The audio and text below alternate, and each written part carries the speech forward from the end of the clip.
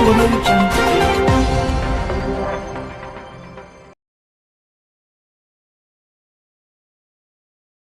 బజార్ వేలాన్ని గౌరవ ఉన్నత అధికారులకు చర్చించి వాళ్ళ దగ్గరికి దృష్టికి తీసుకెళ్లి తదుపరి డేట్లని నిర్ణయించి గౌరవ ప్రెస్ సభ్యులందరికీ తెలియజేస్తాము.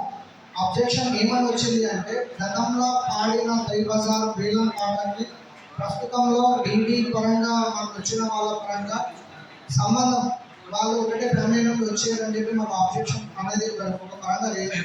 తదుపరిగా వాళ్ళని పార్టిసిపేట్ చేపించడమా లేదా అనేది ఉన్నతాధికారులను సంప్రదించి తదుపరి డేట్ని అనౌన్స్ చేస్తాం సార్.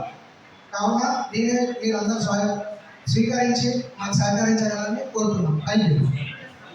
అనేది చేపిస్తాము.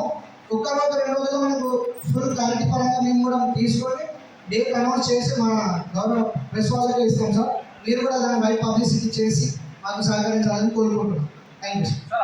ఇప్పుడు టెండర్ ప్రాసెస్ కూడా చెప్తాను. ఒక పరంగా ఇక్కడ అందరికీ ఒక క్లియరెన్స్ కావాలన్నారు. గతంలో పాడిన టెండర్ పైన 11% ముందరిపోయింది. ఇన్ కేసు తగ్గించాలి అనేది అనుకుంటే గౌరవ ఉన్నతాధికారుల దృష్టికి తీసుకెళ్ళి వారు లోకల్ ఉన్న పరంగా ఎంక్వైరీ చిన్న రిపోర్ట్ ఉంటే దాని పరంగా తీసుకొని తక్కువ చేయడమా లేదా అనేది వాళ్ళు ఆలోచిస్తారు సార్. దాని పరంగా మేము as per norms Telangana municipal act పరంగా ఏదో అది ఫాలో అవ్వకుండా చేస్తాం.